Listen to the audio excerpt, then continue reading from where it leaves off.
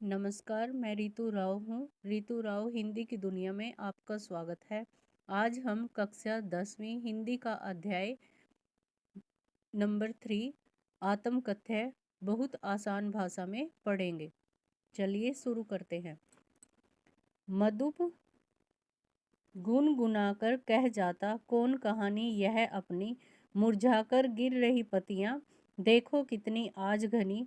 इस गंभीर अनंत नीलिमा में असंख्य जीवन इतिहास, यह लोग करते ही रहते हैं अपना व्यंग्य मलिन उपहास। तब भी कहते हो कहूँ कह डालूं दुर्बलता अपनी बीती, तुम सुनकर सुख पाओगे देखो यह गागर रीति। कवि तथा कविता का नाम लिखिए। कवि का नाम है जयशंकर प्रसाद और कविता का नाम है आत्मकथ्य। प्रस्तुत पद्यांश का प्रसंग स्पष्ट कीजिए। प्रस्तुत पद्यांश हमारी हिंदी की पाठ्य पुस्तक आत्मकथ्य से लिया गया है। इसमें कवि ने अपनी आप बीती के बारे में बताया है। प्रस्तुत पद्यांश की व्याख्या कीजिए।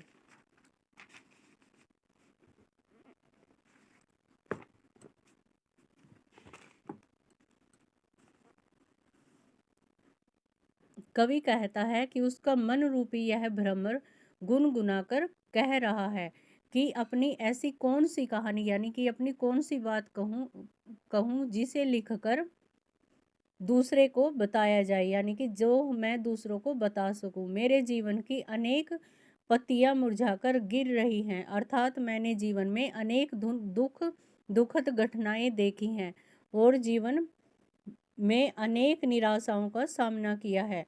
मैंने अपने सपनों को मरते देखा है।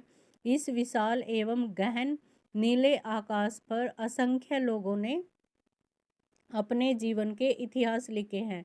उन्हें पाकर ऐसा प्रतीत हो रहा है मानो वे स्वयं अपनी बुराइयां करके अपने ही जीवन पर कटाक्ष कर रहे हैं और अपना ही मजाक उड़ा रहे हों। कवि अपने उन मित्रों से पूछता है जो उसे आत्मकथ्य लिखने के लिए कहते हैं कि ऐसा जान लेने पर भी तुम मुझसे चाहते हो कि मैं अपने जीवन की कमजोरियां बता दूं। कहीं ऐसा तो नहीं कि तुम्हें मेरे जीवन की खाली गागर देखकर सुख मिलेगा, यानी कि मेरे खाली घड़े को देखकर सुख मिलेगा।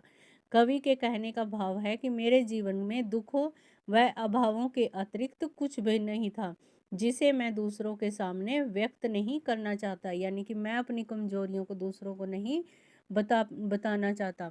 मधुप किसे कहा है और उसकी विशेषताओं पर प्रकाश डालिए। कवि ने मधुप मन को कहा है। मधुप का यहाँ प्रतीकात्मक प्रयोग है। मन भौरे के समान इधर उधर उड़कर कहीं भी पहुंच जाता है। पत्तियों का मुरझाना किसे स्पष्ट करता है? पत्तियों का मुरझाना मन में उत्पन्न सुख और आनंद के भावों का मिट जाना है। इस तरह के दुखों व संकटों के कारण कवि के हृदय में उत्पन्न भाव दबकर रह जाते हैं। अनंत नीलिमा और असंख्य जीवन इतिहास से क्या तात्पर्य है? अनंत नीलिमा जीवन का अंतहीन विस्तार है।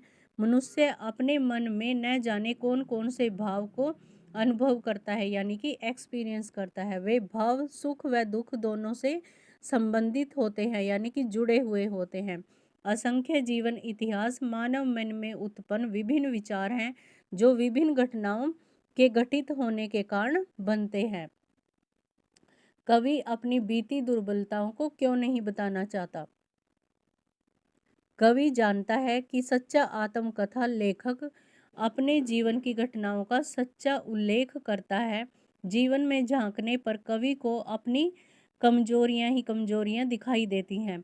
इसलिए कवि जानबूझकर अपनी दुर्बलताओं को सबके सामने व्यक्त करके अपना मजाक नहीं करवाना चाहता। इसलिए कवि अपनी दुर्बलताओं यानी कमजोरियों को दूसरों के सामने व्यक्त नहीं करना चाहता। कवि की कहानी जानकर उनको कहानी लिखने के लिए प्रेरित करने वालों को क्या लगा?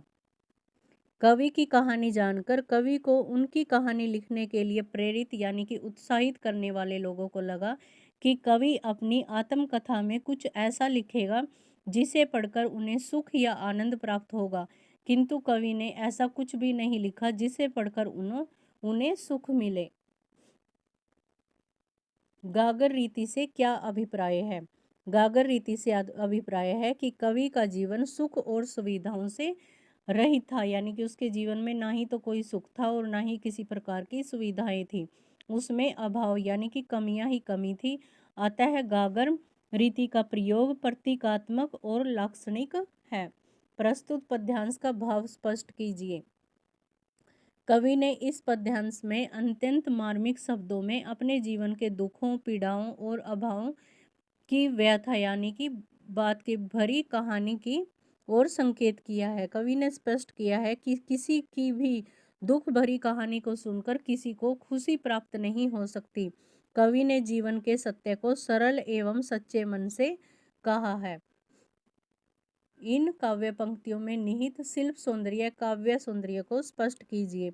इन पंक्तियों में कवि ने अत्यंत कलात्मक अपने मन के भावों को प्रकट किया है, लाक्षणिक भाषा का प्रयोग किया है, तत्सम प्रधान खड़ी बोली का प्रयोग किया है गया है, अनुप्रास, प्रश्न, रूपक अलंकारों का सफल प्रयोग किया है और करुण रस है। प्रस्तुत काव्यांश में प्रयुक्त भाषा की विशेषताओं का वर्णन कीजिए। जयशंकर प्रसाद द्वारा रचित इन काव्य पंक्तियों में शुद्ध साहित्यिक हिंदी भाषा का प्रयोग किया गया है। प्रसाद जी छायावादी कवि हैं। उन्होंने भाषा को रोचक एवं आकर्षक बनाने हेतु तत्सम शब्दों के साथ साथ तद्भव शब्दावली का भी सार्थक प्रयोग किया है। प्रसाद जी की भाषा में ओज, माधुर्य, प्रसाद आदि तीनों गुण हैं। अनेक स्थलों पर चित्रात्मक भाषा का भी प्रयोग किया गया है। उनकी छंद योजना, स्वर और लय की मिठास से परिपूर्ण है। भाषा भाव को अभिव्यक्त करने में पूर्णतः सक्षम है। अगर आपको ये वीडियो अच्छी लगी है तो इसको लाइक कीजिए। मिलते हैं नेक्स्ट वीडियो में।